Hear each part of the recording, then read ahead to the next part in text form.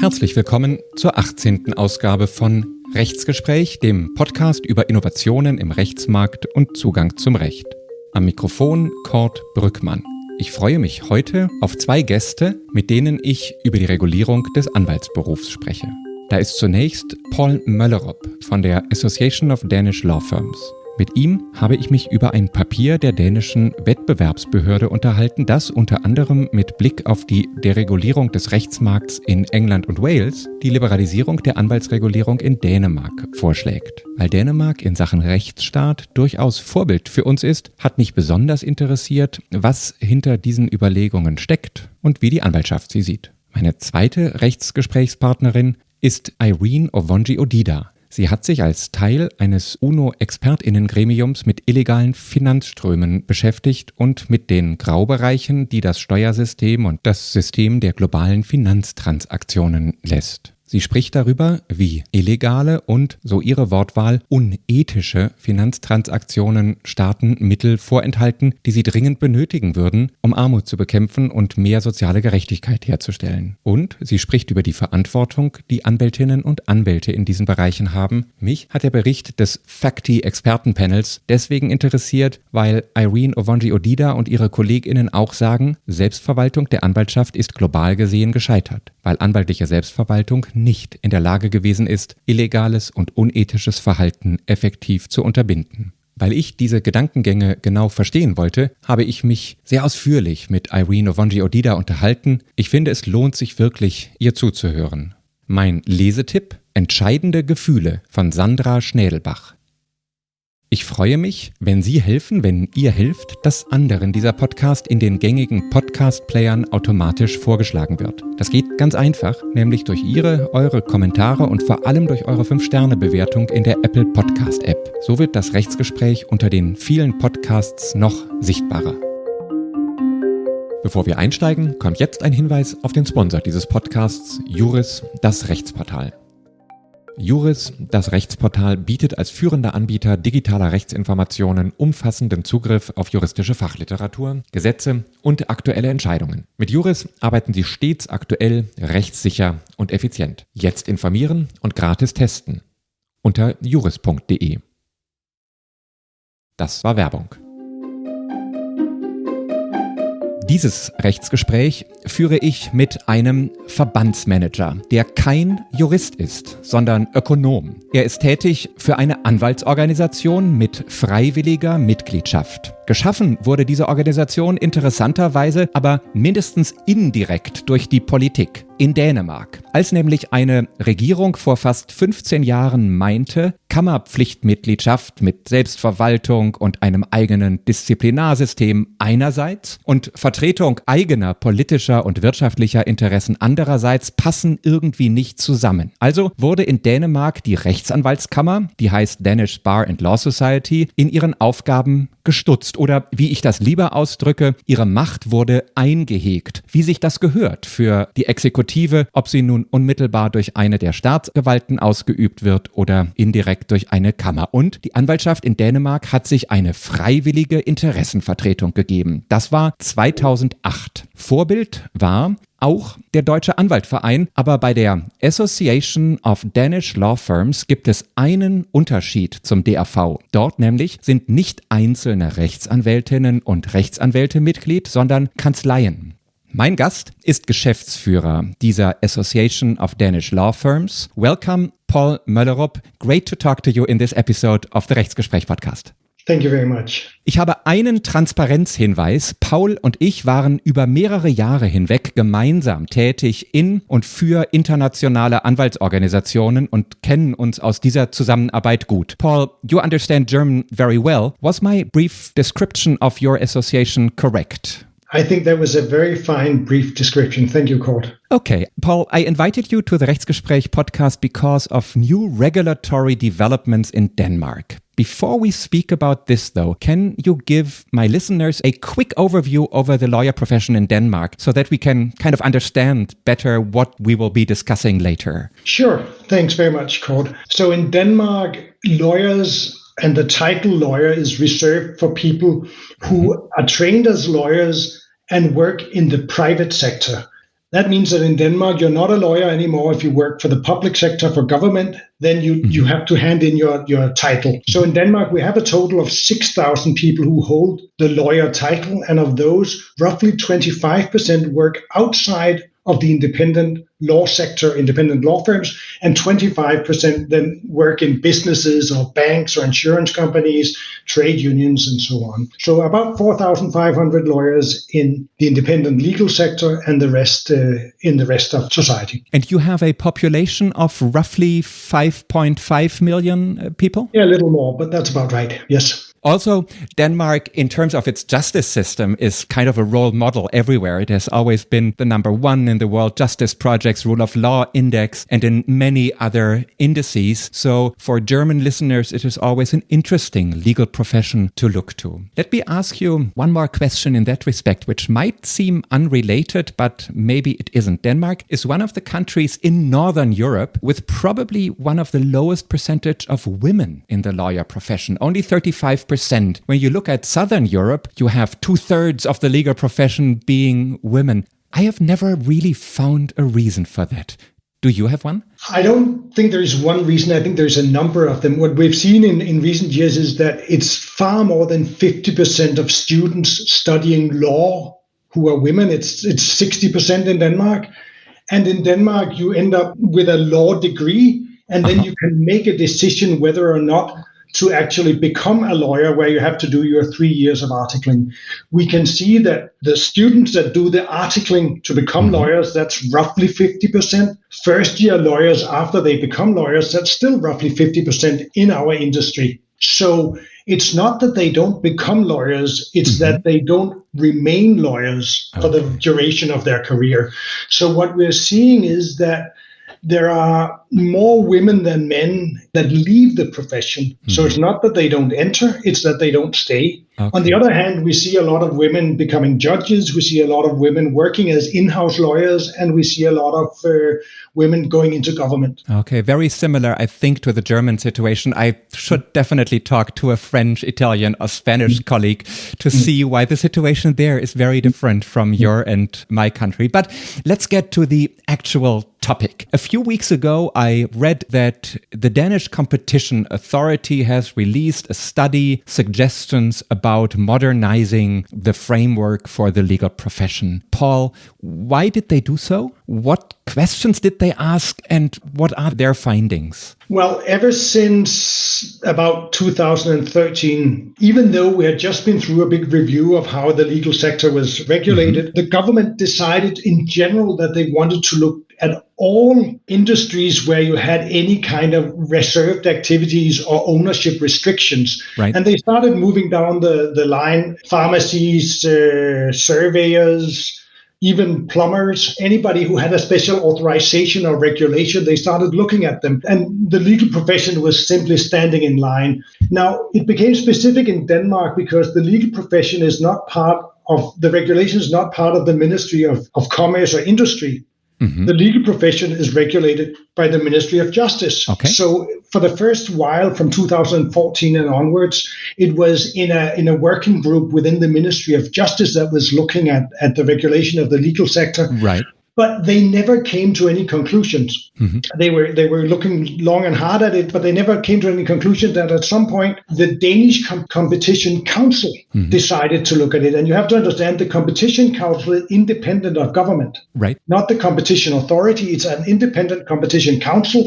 And if they decide to look at something, they can do it. So there was no way around it for anybody in government to say they can't do that. If they want to, they can. And the competition authority then works as their secretariat and does all the analysis and all the surveys. So in February 19, we were told that the Competition Council wanted to look at lawyers. And that's when they started working. And I guess they looked at those issues that other governments all across Europe and the world actually were looking at. Yep. They were looking at ownership restrictions, and they were looking at transparency, and they were looking at how the government buys legal services, because in Denmark, as one of the few countries, one private law firm does almost all work for the central government. That's very good for this law firm. It is. And they were looking at the end at some very specific areas of the legal profession that had to do with insolvency and wills. Okay. And that was part of the report as well. So they decided to launch that, and they told us, and we started cooperating with them because we had virtually two choices. We could either sit back and let them do their work, or we could say, look, this is a very complex matter. We have a lot of in-depth knowledge. We have a lot of analyses, and we have a lot of information from other countries about these types of issues. And we would like to pitch in with all the knowledge that we have and try and have a fruitful dialogue with the council and the authorities. Did they listen to you? They certainly accepted all our materials, and they certainly held a number of very long and intense conversations with us. But in the end, we don't think they really understood what the legal industry is all about. This makes me think that you are not too happy with the results and the findings of this institution, Paul. Before you actually tell me what your association thinks about it, could you quickly paraphrase what the main findings are, the main suggestions are? So I think that at the very core is a great inspiration from the Legal Services Act of 2007 from England that governs how the legal industry is governed in England and Wales with alternative business structures and so on. Okay. So it has all to do in the center and the core with abolishing ownership restrictions of law firms, allowing them to sort of open up their purpose and to allow for multidisciplinary partnerships, to open up for the use of the title lawyer, even if you're not working in an independent law firm, but you can still give advice to others. And the fourth part of that very central thing is to abolish the identification in the conflict of interest rules between the individual lawyer and the law firm. Now, this is central in Denmark because if one lawyer in a law firm has a conflict of interest in Denmark, that is contagious to the entire law firm and everybody who works in it. But if you make that individual and say you can handle that with, agreements and Chinese walls, as they call it, then you completely kill the independent lawyer as we know it in Denmark. So these findings actually say government of Denmark allow external ownership, multidisciplinary practices, allow, if I understood you correctly, lawyers employed by non-lawyers to give legal advice as lawyers. Essentially, this is the blueprint designed by the big four accountancy firms of how they can start hiring lawyers who can give advice to their clients using their lawyer title and without having to bother with conflicts of interest. What are the main arguments, or what have the main arguments of them been? Was it legal arguments, competition law arguments, economic arguments, evidence-based arguments by looking to the international landscape? How did they argue for those suggestions? If we take the international landscape first, they argue by saying that this has led to very significant improvements in England and Wales with the Legal Services Act. Now, we've hired Boston Consulting Group to look into this, and they've come to the complete opposite conclusions. No surprise, really. But we simply think that they've been blinded by what they wish to see as the very fruitful results in England, and we simply don't recognize them. Prices have not risen by less in England than they have in Denmark. They've risen by more and so on. So we don't believe the evidence is there. Secondly, obviously, they're all economists, and I'm an economist. I understand where they come from. And they simply look at the competition economic arguments with so much weight, and they put so little weight to rule of law and consumer protection arguments that it's almost baffling, but not really surprising. So maybe you can tell us a little bit about the reaction of the association. And I'm also interested, does the Rechtsanwaltskammer, the Bar and Law Society, see this exactly like you do? They do. And we've had very, very clear and tight cooperation with them all the way through on this. And I think what is a misunderstanding is that the ownership of law firms is what determines everything. We've had three very, very strong reservations about the whole approach to the analysis. So if I give you those first, the first one is normally in competition economical terms, you analyze a market. Now in Denmark, they haven't analyzed the market for legal services. they've analyzed lawyers. Mm-hmm. And they base their claim on the fact that they've used a methodology from merger studies where you ask an individual, you have already retained a lawyer. If that lawyer can no longer work for you, what kind of professional would you then ask to replace that lawyer? And 70% say another lawyer. And then they say, that must mean that the legal market is closed upon itself within the lawyers. Whereas we say that's a complete misunderstanding. You have to look at where do people with a legal issue go? And the answer is they go to an estate agent, they go to their banker, they go to their trade union, they go to a lawyer. But in Denmark, we found that the market for legal services is 42 billion Danish kroner, and the turnover of law firms is 14 billion Danish kroner.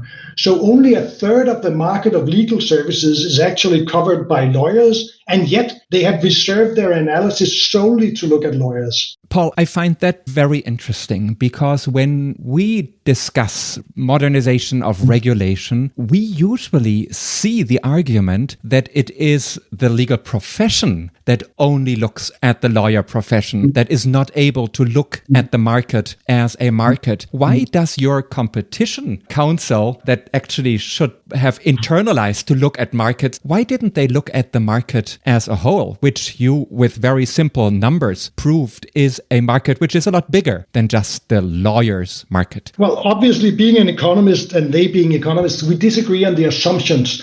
So they say that it's true that the market that lawyers cover is 14 billion kroner, and the market that's covered by legal services is closer to 25 billion and not 42.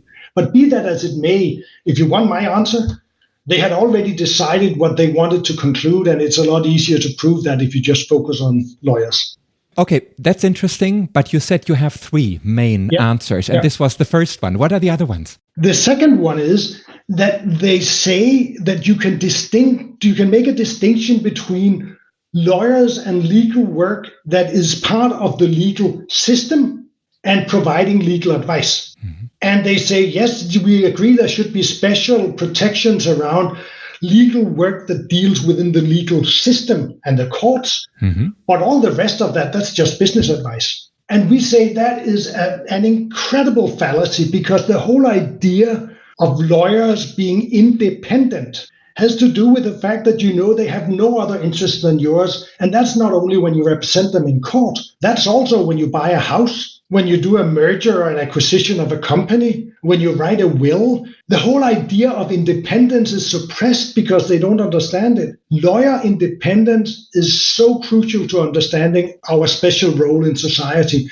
And if you subvert that by saying, you're just business consultants, then you have adopted the attitude of the accountants. Because in Denmark, what they've been saying is, yes, we do a little bit of accounting and that's special, but the rest of what we do is just business services.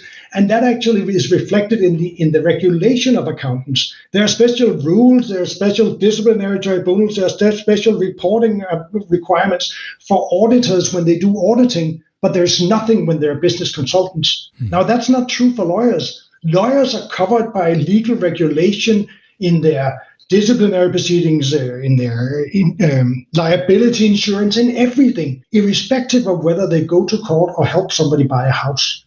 And the third one is that they look so much at competition that they completely disregard issues to deal with rule of law and consumer protection. On top of that, just to sort of cover that picture, they've done cherry picking in the international data. So whenever they can, they say, Sweden is more liberal on that, France is more liberal on that, Germany is more liberal on that. But you have to look at the system as a totality. Because in Denmark, we don't have a lot of reserved activities for lawyers. I think in Denmark, we have a very intelligent regulation where it is the use of the title that's regulated. So in Denmark, the title is a badge that you carry as a lawyer that tells any client that you are unconditionally independent. It doesn't mean you have to go to a lawyer. When you want to buy a house, you can get a lawyer. You can pay a lawyer and you have somebody who's unconditionally independent. But you can also use an estate agent or a friend, whatever. And in Denmark, anybody can provide legal services. Even to the consumers, we have a very, very open law about legal services to consumers that allows anybody to provide legal services. So it's not reserved activities in Denmark. It's the title that's reserved. And we think that title should still be protected because that is the badge that makes it simple for a consumer to know that they are now faced with advice from somebody who is independent and only thinking in terms of their interests. Paul, many of the issues that you mention are issues that are, as you and I know, discussed in many jurisdictions in many countries. And what I see in many other countries is that one of the drivers of the discussion to liberalize regulation is what we call the legal tech industry, especially in a rather big jurisdiction like Germany, where legal tech might really make sense because there is scalability with 85 million people who are potential consumers who might take advantage of such a product. What is the role of the legal tech industry in Denmark? You said that advice for consumers has been free anyway, so I would think that there is not a big fight between the legal profession and the legal tech profession. No, I quite agree. There's not. We welcome legal tech. We think that they're very good at actually pushing us to innovate ourselves. We have some concerns with some providers if they promise more than they can keep. For example, I wouldn't say that it shouldn't be allowed for people to try to generate a will online simply by answering a number of questions. But I would recommend anybody doing that to take that will down to a lawyer and just have it looked through and have a conversation afterwards.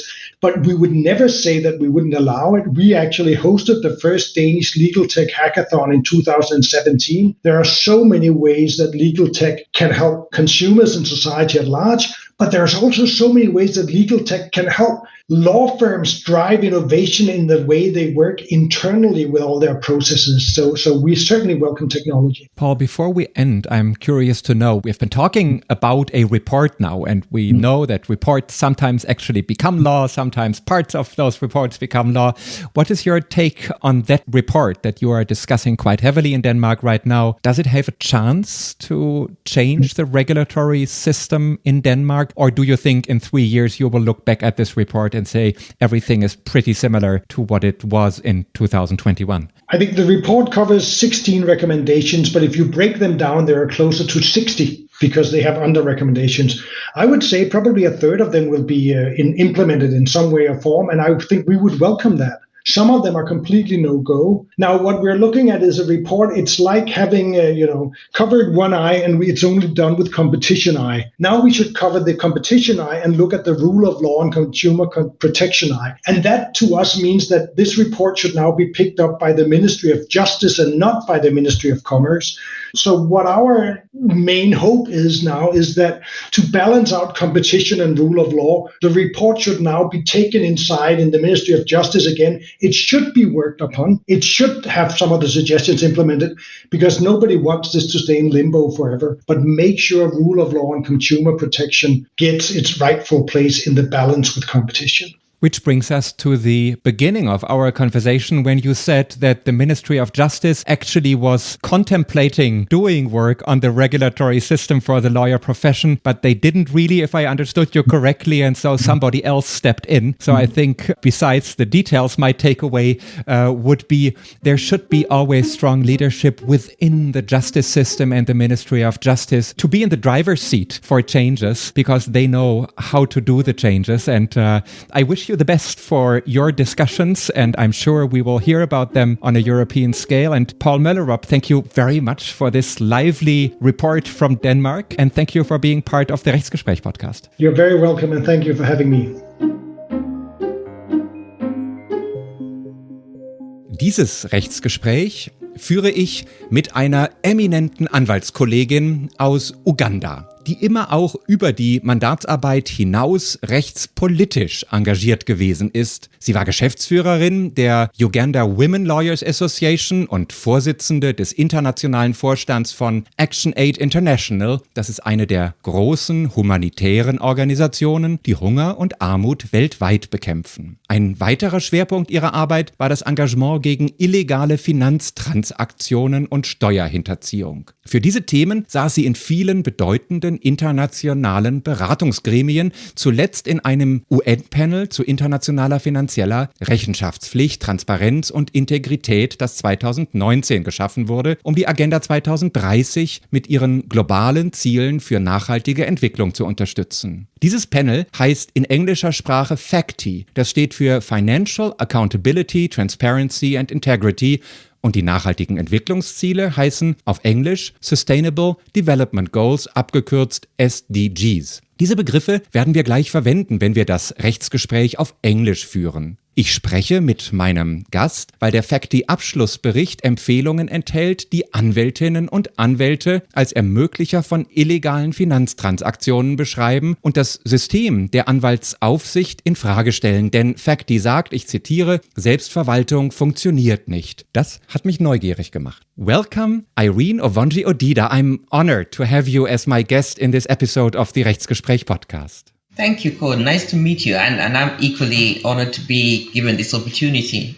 Irene, in my podcast, I like to talk to people who look at the lawyer profession from various perspectives. Before we come to the findings in the FACTI report, and especially the findings concerning lawyers, would you mind giving us some background on FACTI and on your work? Yeah, thank you very much. The FACTI panel was a panel set up by the UN, by the President of the General Assembly and the President of ECOSOC jointly last year in February. FACTI, as you mentioned, stands for Financial Accountability, Transparency and Integrity. And the purpose of this panel that was supposed to work, was mandated to work for a year, was to look at the global financial system and identify problems within it, gaps and loopholes within that system that prevent actors within the global economy from operating ethically, and that impact as a result of that on sustainable development.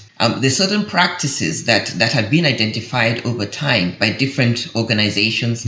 Civil society has worked on them. Intergovernmental organizations like UNCTAD and the African Union have also worked on them, as well as the UN itself. And these practices relate to illicit financial flows that are monies that are drained out of national economies as a result of different practices by certain actors, including corporations and the wealthy. And the drain of these resources from these economies in ways that are sometimes illegal, sometimes not, undermines the ability of governments to provide development, to drive development for their own citizens. So the FACTI process was set up to look at that, look at the global architecture, look at the rules and provide solutions, suggest recommendations that would be made to UN member states for them to consider for adoption on how to prevent illicit financial flows at a global level.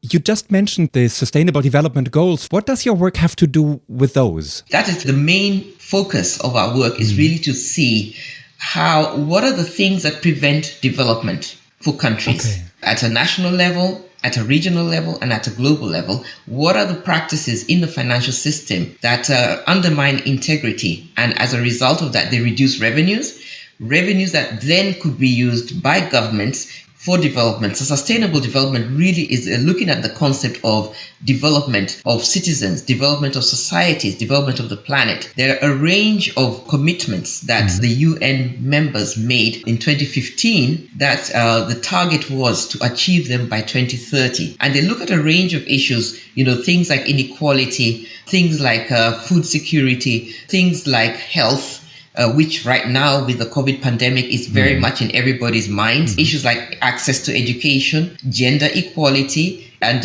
having an inclusive society and an inclusive world in which everybody is able to achieve a certain level of development and in which the welfare of everybody is provided for. These are the Sustainable Development Goals. There's 16 of them, and the UN is the body that is driving that process. But to date, many of those have not been achieved, and there are gaps in financing for them. I think the estimate is that annually $2.5 trillion are needed globally for all countries to achieve those goals by 2030. And those resources are not currently available as needed. And yet we have a situation where huge resources are being lost by countries, not just countries in the global south, but also in the global north, are losing resources through this phenomenon of illicit financial flows, and hence the importance of the role of FACTI. And that's what you looked at, and that's where you came up with conclusions or recommendations. Mm-hmm. What are the main findings of your FACTI panel, which actually comprise of a number of international experts on financial transactions? Yeah, we did consultation with UN member states a number of times. We met with different regions, including Europe, including Asia, Latin America, Africa, and so on. So we had consultation with governments, with experts.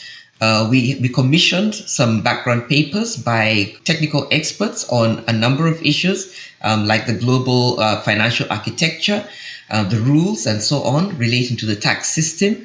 And we zeroed on 3 broad clusters of work. One of them related to global taxation. A second area focused on corruption, money laundering, and transparency.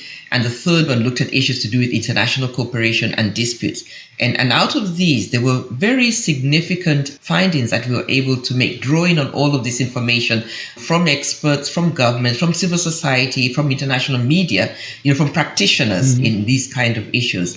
One of the main ones, really, I would say broadly, is that there's a corrupt and failing financial system which is depriving the whole world of the resources needed to eradicate poverty, to recover from health issues such as COVID-19, and to tackle the climate crisis. So this system, this global financial system, is failing. It is not fit for purpose. It has gaps. It has loopholes that are exploited by different actors in order to remove resources wrongfully, unethically, and the rules need to be renegotiated in order to make them fit for purpose. In the face of issues like globalization and digitalization of the economy. So that is one of the things. And these rules relate to things like taxation.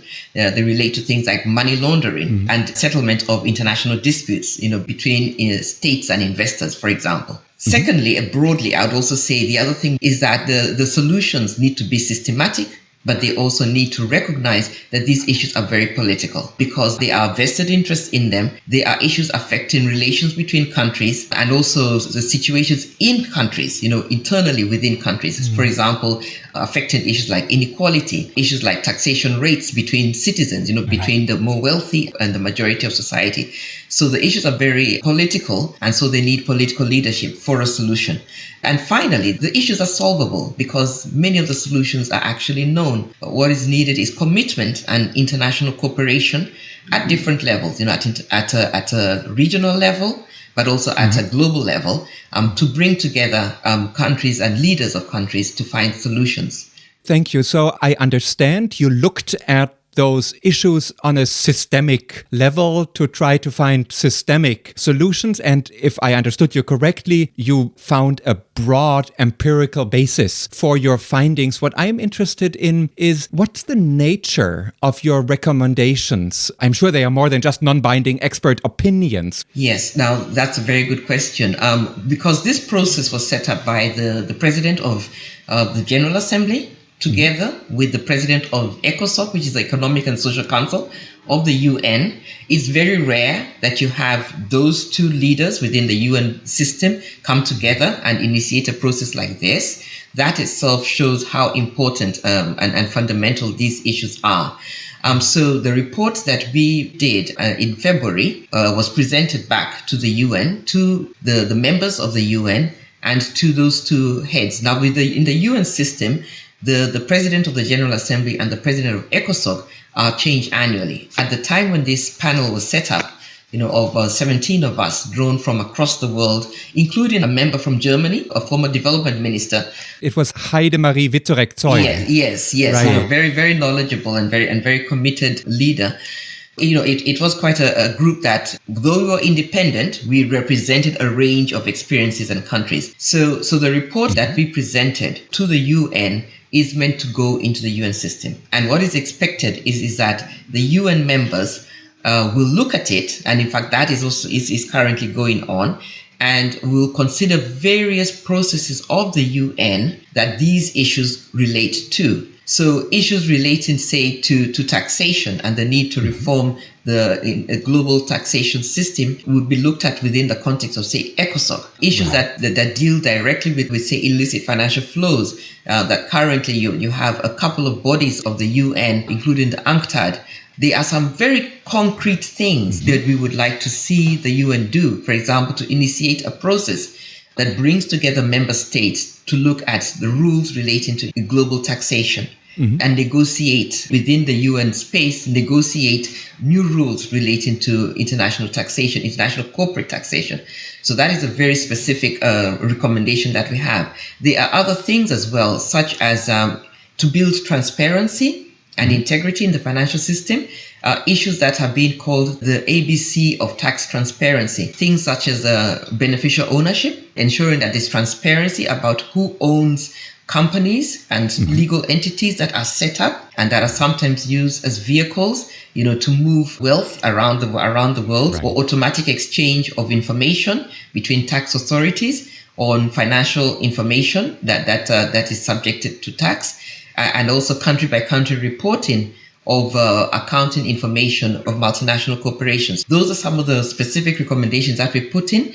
Others related to things like the need to deal with enablers, with actors who support these sorts of practices through their professional work. And I think that's exactly what we should talk about now. I guess until now, everybody who listens to our conversation will agree that you point to real problems, and that's indeed important for the UN to tackle illicit financial flows on a global scale. I guess the US president's suggestion to agree on a global corporate minimum tax goes exactly into the same direction. So, Irene, let's now talk about lawyers. The report says that, I quote, lawyers are enablers of illicit wealth. It also says, and I quote again, lawyers and law firms often abuse their legal professional privilege. Lawyers are highlighted in your report in a number of passages. What made you focus on lawyers? Is it data that indicates that there is a systemic problem, or a few blatant individual examples of criminal misconduct in the lawyer profession? Yeah, this issue about the role of lawyers and other professions has actually come up in other work on illicit financial flows in the past. I was a member of the UNO-FACTI-Panel. That is a panel that was set up by the African Union and the Economic Commission for Africa, which is a UN regional agency in Africa. We did work on this issue between 2012 and 2015 under the chairmanship of the former president of South Africa, Thabo Mbeki. We looked at illicit financial flows from Africa specifically, and one of the things that emerged quite clearly was about the role of key professions in enabling the practices around, say, tax avoidance and tax evasion. So commercial practices, but also others like money laundering, which are outrightly criminal, that lead to the loss of revenues from countries. There have been reports on this by, really credible actors, such as the International Consortium of Investigative Journalists. I'm sure many of us remember things like the recent leaks in the past 10 years, like the Panama Papers, which was actually a story broken by two German investigative journalists, who did really good groundbreaking work alongside up to 100 other journalists in every continent of the world, really highlighting the practices that were supported by a law firm based in Panama, but which had two partners. One partner was a Panamanian and the other partner was actually German. So how through the work of that law firm, they were enabling a whole range of actors up to, the clients ranged from corporations, the wealthy, to politically exposed persons, politicians and people who engage with them, and also criminals, outright criminals, how they supported them in setting up intricate legal vehicles shell structures, the shell companies and so on, that were used to hide their wealth from the countries where they were, including from the tax authorities. So the Panama Papers was one of those that really broke, at a global level. But even more recently than that, I think in the last few years, there have been reports about another scandal, which was referred to as the CumEx scandal. Yes, recently, and that was one where a number of professionals, again, including lawyers, including financial service advisors and practitioners within financial services, largely centered in the UK, but also eventually Americans joined in as well, how they defrauded a number of countries in Europe of up to $60 billion, including half of that, from the German taxpayers through some scheme in which they were fraudulently claiming tax rebates beyond what was due to them. So these kind of practices, there is evidence of it. And what we found with the FACTI process is that because of the nature of transactions through which illicit financial flows are supported, and because of the secrecy that is needed around that, they are key professions that are needed by those who want to hide their wealth, those who want to evade taxes, those who want to avoid taxes. So they need certain professions to support them in doing this. And those professions include lawyers, they often include accountants, they include auditors, bankers, because they use the banking system as well. And we may remember the FinCEN leak, I think that was last year or the year before, recently, which is also looking at the role of bankers in supporting the offshore system. So what lawyers do, because of their profession, you'll find that these actors engaging in tax avoidance, tax evasion, will come to them for professional services. Those professional services will involve setting up of certain legal structures. They may be companies, they may be trusts, and they use these as vehicles to hide the real owners of assets, of finances, so that authorities in their countries are not able to trace the ownership and identify what obligations or liabilities they are supposed to pay. So the role of lawyers in many of these cases is to enable and is to facilitate the kind of transactions, the kind of structures that are needed by these operators in order to evade obligations that they have to government and to society. The effect of this really on society is pernicious, because what the effect of this is that the tax burden is shifted to the rest of society, to those who have much less. And so over time, researchers like Gabriel Zuckman have found that between 1985 and 2020, the effective global corporate tax rates have dropped from about 49% to something close to 23%. The other thing that happens is that because these corporations, for example, are seen as investors. They're seen as investors in national economies. They are seen as foreign investors, when they go and invest in countries where they are not resident.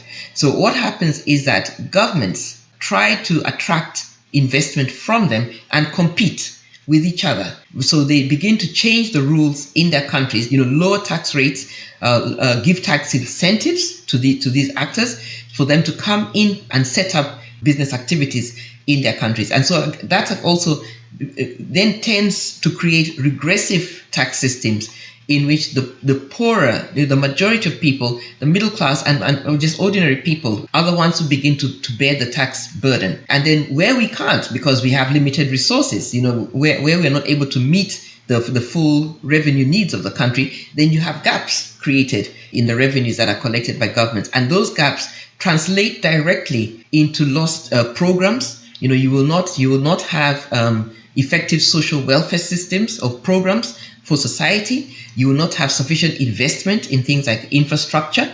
And now with COVID, we have seen how public systems around health were gutted as a result of the lack of resources for governments. So governments are not able to have enough nurses or doctors. They're not able to have enough teachers to educate their children. You do not have systems, for example, for early child care. And now with COVID, which is beginning to show more clearly who essential workers are, who really are essential workers in the economy, you find that those essential workers are often underpaid and overworked because they're too few. They don't have good quality conditions of work. And all of this is because of the lack of money that is coming from these kind of factors in the system. The other challenge around it is that because some of these corporations are avoiding their responsibilities, they are able to make much more profit than they normally would. This actually fuels their behavior. So they begin to engage in practices which are aimed not just at operating economically, but actually at boosting their bottom line. And so their whole way of structuring begins to change and to shift and to be driven by finance, which even for business itself is a problem. So other business actors who don't engage in such practices end up disadvantaged. There's a competitive advantage that is created by these actors who are doing the wrong thing. Irene, I do understand the big picture issue. I think, though, it always becomes a challenge to look at the concrete red lines. You talked about unethical and illegal actions of lawyers. You talked about tax avoidance and tax evasion. And I'm trying to understand the FACTI thinking. Do you see unethical and illegal actions as kind of the same degree of wrong? Or where would FACTI actually draw the line? Yeah, that is a good question. And actually, the solutions to that is through the different actors involved in this process, including lawyers themselves being part of the solution together with governments. What happens is in these kind of issues, you have actions that are clearly criminal. Right. So say, as they say, tax evasion, take the example of that, or money laundering, right? You have actions that are purely criminal. But you also have those where there's a gray area, where it's not clear. It may just be unethical purely because there isn't a law that explicitly criminalizes it. So it's a gray. So you have areas where there's a need for legislation to criminalize certain behavior, but there also may be areas where even with an attempt to legislate, the legislation may not effectively catch those practices. So, for example, the COMEX case that I talked about, and I'm not an expert in these issues by any stretch, but reading that, you see, even within that process, as the German authorities were trying to go after the lawyers and the accountants and so on who had supported these practices, you have individuals who say that those actions are actually not illegal, that they are normal business practices, and that the laws that Germany have do not criminalize them explicitly, or I would actually say they do not criminalize them adequately. So there were attempts, there were apparently 2 attempts to criminalize them, but because of wording in the legislation, they remained loopholes, and that those loopholes then got exploited by the practitioners. And the kind of things that lawyers do, just coming back to concretely, what is it that lawyers do?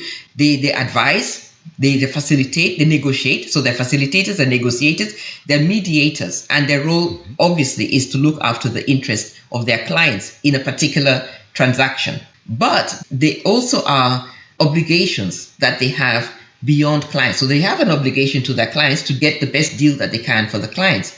But they also have obligations and standards of expectation, because lawyers are, in most jurisdictions, if not in all jurisdictions, because of their particular role in the judicial system, in the justice system, they are officers of court. So they also have responsibilities to the judicial system, to the justice system, to ensure that the justice system meets certain standards. So the standards and obligations that you have are not only to your client, but they also are to the courts. And we as FACTI feel it's all beyond that, also to society, because if an effective court system, an ethical court system, an integrity within the legal process is also a public good. Society itself also pays if that is lacking. So that's why you are saying it's not just about laws, it's about values, norms, and standards that might not explicitly be written down in the law. Yes, and that therefore there's also need for governments to come in as regulators and for governments to work together with professions to work out what are proper rules, because those values, those principles, those standards, those norms need to be looked at afresh at an international level. But at that level, you have broad principles. That's what you likely will have, broad principles, broad values. So we zeroed on values like fairness, legitimacy, transparency, integrity. So those are the broad values and broad principles. But they would need to be tailored to the roles of specific professions. So that needs a conversation and consultation between states and those professions at an international level. But even when that is done, at national level, they then need to be tailored to the national context, because you find different countries have different legal systems. And so at a national level as well, or it may even be at a regional level, say at the level of the EU, there would be need to have that conversation and that tailoring of those international principles so that they are effective and they're relevant. And that's exactly my last theme I would like to discuss with you and have a conversation with you about, because your report does not stop with lawyers' misconduct, with individual lawyers' misconduct. You actually go a step further and say self-regulation doesn't work. You describe it as insufficient and unreliable. And although I am the moderator of this podcast, I'm a lawyer too, and you kind of hit a pain point of mine, of a person believing in a good system of self-regulation within a strong statutory framework. Your solution, to make it short, if I understood you right, is to strengthen government control. This, as you know, was heavily criticized by the International Bar Association, the global umbrella organization of the lawyer profession. Does your panel really believe that lawyers would be more independent and better representatives of their clients once they are regulated by governments? Isn't a certain distance from government a basis for the work of lawyers who might have to defend their clients against government agencies? Yes, of course we know that independence of the bar is one of the parameters of rule of law, just as we have independence of the judiciary as important. However, we also do know that self-regulation by lawyers has led to malpractices by lawyers, and that often in professions there is self-interest that comes in. And as a member of the legal profession myself, I know that there's a whole range of views and attitudes, towards this, towards the role of lawyers, towards the obligations of lawyers, and towards the issue of regulation of lawyers itself. And in fact, when the statement by the president of the IBA came out, I was in a conversation with colleagues of mine, fellow lawyers from the Pan-African Lawyers Union. And a number of us actually took exception to that view and felt that the time has come to rethink how regulation of lawyers is and whether self-regulation is effective. There may be countries, and I understand countries like Netherlands, for example, they'll have much more effective practices, in regulating themselves. But you also will have others where that is not necessarily the case. And you have a situation where, because if you look at the role of lawyers, we should not isolate it from the larger context within which lawyers are operating. So lawyers' roles evolve, and the practices that they do evolve as the context, as the clientele that they serve, as the economy that they play a role in evolves. And so as transactions keep on changing, that also evolves. So that is one of the challenges. And this is a challenge not just faced by professions like lawyers, but it's a challenge faced by governments as well. So there is a power issue here, and the issue of including power of knowledge, which then impacts on effectiveness within the legal profession. My view is that it has not effectively kept up with those changes and with those changing roles that are played by lawyers. From a developing country perspective, I can give you an example. That in many developing countries, you find that the countries try to attract investment by loosening rules and regulation of actors, such as the transnational corporations. Now, those transactions have a legal dimension to them, and often you'll have lawyers playing that role. Those lawyers in many of our countries will be both local law firms, but also international law firms. So you'll find quite often a global corporation coming in to do something, a good part of their legal transactions are managed externally to the country by lawyers outside of the jurisdiction, by large international law firms, who will then bring in a local firm to support them on some aspects of the work. But the direction and everything happens at that, externally. So it's a transnational legal transaction and legal support. At a local level, who would regulate any malpractices that happen? Because you have an international law firm based somewhere else, which is working together with its national law firm and is actually directing the activities of the local firm besides what it does itself directly externally. Who regulates that? Will the local bar association have any control or anything to say about that international? They will not. So this therefore means that you need to have an interlocutor which has some power that it can play over this. And who would that be? That would be government. That would be government. So the state has to come in, whether in terms of passing laws that look at transnational transactions and closing off those loopholes, or in terms of coming up with international principles which are being agreed on through international cooperation with other states, which would include states that are often hosts to those international law firms or international companies. So there is a role that the state has to play in this. Granted that in doing that, the state has to work with the practitioners themselves, because the practitioners know, the details of why they do things in certain ways. I also will say that not everybody is engaged in illegal practices among lawyers, not at all. There are those who want to do the right thing and actually carry out their practice ethically. But you do also have a significant number who do not.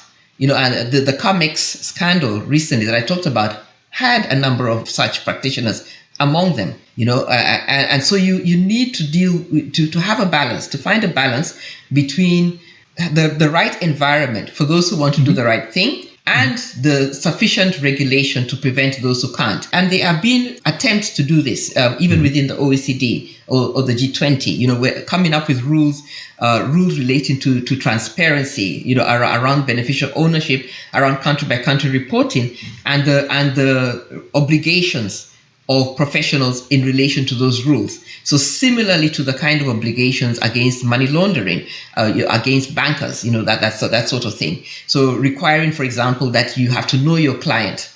So as a lawyer, you do not just take on a brief and go set up a shell company without actually the due diligence to establish who this person is. It might be an arms trader, or it may be an individual under sanction. So you have to do that due diligence, and also do not set up structures in such a way that they are deliberately obstructing information about their ownership and the assets that they own from authorities that they're from. They're supporting the offshore system and things like that. So extending some of those obligations to lawyers is one of the things that needs to be considered, because currently, while you have those sort of principles in the OECD practices, they do have exceptions, and the exceptions relate to issues around confidentiality, of lawyers, client confidentiality. Mm-hmm. Yet those are the very things that therefore get used. The other thing I'll say, because I know there is a concern, and I'm coming myself from a human rights background and practice, I know the other concern that may be there, and which we considered as well within the FACTI-Panel, will be around the abuse of those regulations, by state. And this is why we had a recommendation number 7 that talks specifically about the need to have firm standards of protection for civil society, protection for media, for actors who are advancing transparency, so that these standards of protection for whistleblowers, for example, are meant to prevent abuse of the transparency that we are trying to achieve. We also have recommendations relating to peer review, international peer review. So peer review of governments, of their practices of governance. And within that, what we're recommending is that the peer review because they exist. Peer reviews exist already currently under things like the the UNCAC, the UN instrument relating to anti-corruption. Or in Africa, for example, we have the Africa peer review mechanism on governance. What we are recommending is that those need to be improved, to include in them issues relating to financial integrity. And in our recommendations, we talked about governance at a local level, at national governance. So incorporating into those peer reviews questions around governance, around how is the state playing its role in relation to this, to these areas. So what I would broadly say is that we're looking at something that is balanced, and the need to have principles and values that rein in the worst practices, but that actually sanction the wrong actors, the wrongdoers within professions as well, and that the processes relating to them need to be inclusive. At a level of governments, they need to involve all governments, because different governments have different positions about this that often reflect the national interests. So all governments should be part of these processes of discussion around those principles internationally, but within both at international level and at national level, the role of civil society, of non-state actors should be entrenched. In fact, one of the recommendations that we have under 7, which looks at protection, of non-state actors, we explicitly recommend that non-state actors, civic actors, should be included in policy making. So in defining, in the definition of these sorts of standards and rules, they need to be consulted, and their experiences should be part of the final decisions and the outcomes. That's very interesting. My understanding of our conversation, which unfortunately has to end now, is that there needs to be a conversation on those issues of illicit financial flows, and that FACTI says there is too big a gray area which might be abused by many professions, also by lawyers. So my very last question to you, how can lawyers become part of the solution rather than being part of the problem? That's an excellent question. I think lawyers can do that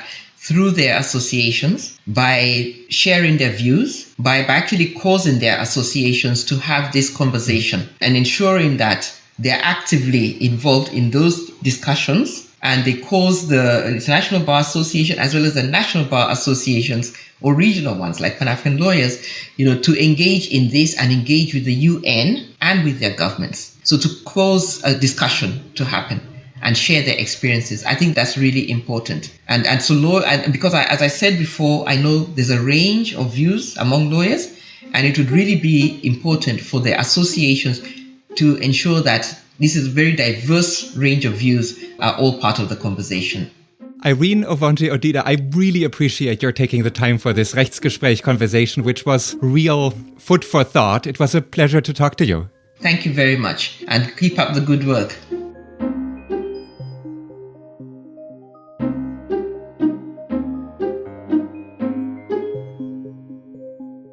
Am Ende dieser Folge steht wieder einmal ein Lesetipp, der uns mit einem Blick von außen auf ein Phänomen bereichert, über das wir auch unter anderen Vorzeichen im Zusammenhang mit Digitalisierung und Legal Tech sprechen, nämlich über die Rolle des Rechtsgefühls in der juristischen Praxis. Das Buch heißt Entscheidende Gefühle. Rechtsgefühl und juristische Emotionalität vom Kaiserreich bis in die Weimarer Republik. Verfasst wurde diese Kulturgeschichte des Rechtsgefühls von der Historikerin Sandra Schnädelbach, die unter anderem am Max-Planck-Institut für Bildungsforschung in Berlin tätig ist, wo die Arbeit auch als Dissertation entstand. Wer sich mit der Justiz in Kaiserreich und Weimarer Republik beschäftigt, wird schon auf das Thema gestoßen sein. Das Rechtsgefühl bekam eine Bedeutung unter anderem bei denen, die Anfang des 20. Jahrhunderts die Widersprüche zwischen dem liberalen bürgerlichen Recht des BGB und der wenige Jahrzehnte nach Beginn der Industrialisierung zunehmend aufscheinenden sozialen Frage auflösen wollten. Dort, wo Freirechtler und Positivisten im Methodenstreit aufeinanderstießen, wenn Männer in Organisationen wie dem Deutschen Richterbund oder dem Deutschen Anwaltverein in den 1920er Jahren die Zulassung von Frauen in Justiz und Anwaltschaft verhindern wollten, oder wo der bekannte Rechtsanwalt Ludwig Bendix in der Weimarer Republik mit interdisziplinärem Blick irrationale Kräfte, so ein Buchtitel, der Urteilstätigkeit des Reichsgerichts herausarbeitete. Sandra Schnädelbach beginnt mit einer Darstellung der unterschiedlichen Deutungsversuche, was das Rechtsgefühl eigentlich ist und nimmt uns mit auf eine Reise durch die Geschichte und durch verschiedene Disziplinen. Sie zeigt auf, dass die Versuche, eine Antwort auf diese Frage zu finden, eng mit der Suche verbunden ist, was Recht eigentlich ist und wo es seine Quelle hat. Immer wieder interessant zu sehen ist, dass das nicht nur ein Thema für Theologie, Philosophie oder sonstige Geisteswissenschaften war, sondern dass auch die Naturwissenschaften und die Medizin schon im 19. Jahrhundert versucht haben, das Rechtsgefühl zu vermessen. Das bedeutete hier nicht nur, dass das Rechtsgefühl in bestimmten Hirnregionen verortet wurde oder dass man auch Zusammenhänge zwischen bestimmten Muskelgruppen und dem Rechtsgefühl vermutete, auch davon ausgehend, dass das Rechtsgefühl ein angeborener Trieb und ein Überlebensmechanismus des Menschen darstellte. Im Folgekapitel untersucht die Autorin die Bedeutung des Rechtsgefühls als Teil von Rechtswissenschaft und Rechtspraxis, teilweise mit der Funktion der Begründung und teilweise als Korrektiv zum gesetzten Recht. Hier ist der Blick der Historikerin hilfreich, denn sie zeigt uns die Entwicklung der Kodifizierung des deutschen Rechts mit den sogenannten Reichsjustizgesetzen zu Beginn des Kaiserreichs. Dazu gehörten unter anderem die Zivilprozessordnung und die Strafprozessordnung. Das sind bis heute die Spielregeln des größten Teils aller Gerichtsverfahren in den 1870er Jahren und dem 1900 in Kraft getretenen bürgerlichen Gesetzbuch. Und die diese Entwicklung begleitende Diskussion unter den Juristen der Zeit, die angesichts der großen rechtlichen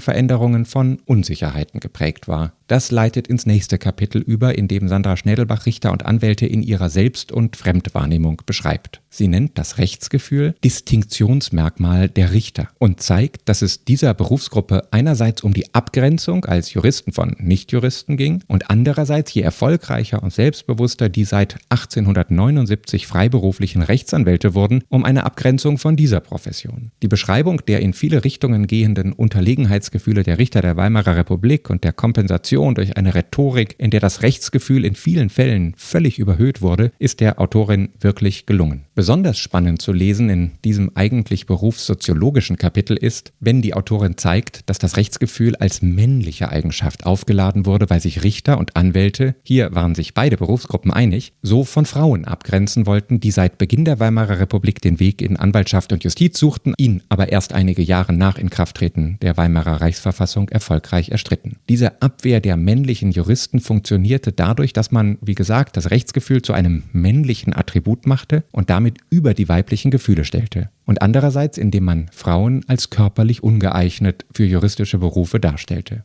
Das letzte Kapitel stellt den Gerichtssaal ins Zentrum sowie Stimme und Darstellung, die die Akteure der Rechtspflege dort zeigten. Lesenswert ist das, weil es zeigt, Justiz ist mehr als nur die veröffentlichten oder unveröffentlichten Buchstaben der Gerichtsentscheidungen. Ob die Stimme der Richter das Zentralmedium des Rechtsprechens ist, wie Sandra Schnädelbach schreibt, darüber kann man sicher streiten. Aber hier wird deutlich, Gerichtsprozesse haben eine Wirkung, die über die Parteien im Verfahren hinausgeht. Ist Entscheidende Gefühle lesenswert? Ja, unbedingt. Das gilt vor allem für die, die auch heute auf Anwaltschaft und Richterschaft schauen und nach Traditionslinien für das Selbstverständnis und für das mitunter nicht ganz spannungsfreie Verhältnis dieser Berufsgruppen zueinander suchen. Und für die, die am Beispiel des Verhältnisses von Emotion zu Rationalität sehen möchten, wie gesellschaftliche Debatten sich in juristischen Diskursen widerspiegeln. Aber Sandra Schnädelbach ist es darüber hinaus auch gelungen, den Begriff des Rechtsgefühls als bedeutsamen Faktor im Diskurs über Recht greifbar zu machen. Entscheidende Gefühle ist im Wallstein Verlag erschienen und kostet 34 €. Und nun, nach dem Lesetipp, weise ich noch einmal auf den Sponsor dieses Podcasts hin, Juris, das Rechtsportal. Juris Prelex. Die digitale Gesetzgebungsbibliothek ermöglicht es Ihnen, den gesamten Entstehungsprozess von Gesetzen und Verordnungen intuitiv und komfortabel zu verfolgen. Juris Prelex informiert Sie automatisch über sich abzeichnende Rechtsänderungen. Jetzt informieren und gratis testen unter juris.de/prelex. Das war Werbung. Das war Ausgabe 18 des Rechtsgespräch-Podcasts mit Kurt Brückmann. In Ausgabe 19 hört ihr Andrea Lindblom, die in der schwedischen Justiz mit Legal Design Thinking und viel Elan Digitalisierung und mehr Kundenfreundlichkeit schafft, und Tomilola Adajena Majekodunmi aus Nigeria, die hat ein Fintech-Unternehmen gegründet, das geeignet ist, den Bankensektor im Verbraucherbereich zu revolutionieren. Wie immer freue ich mich über Ihre und eure Kommentare. Wenn euch diese Folge des Rechtsgespräch-Podcasts gefallen hat, dann abonniert ihn und gebt dem Rechtsgespräch eine 5-Sterne-Bewertung in der Apple Podcast-App Bis zum nächsten Mal.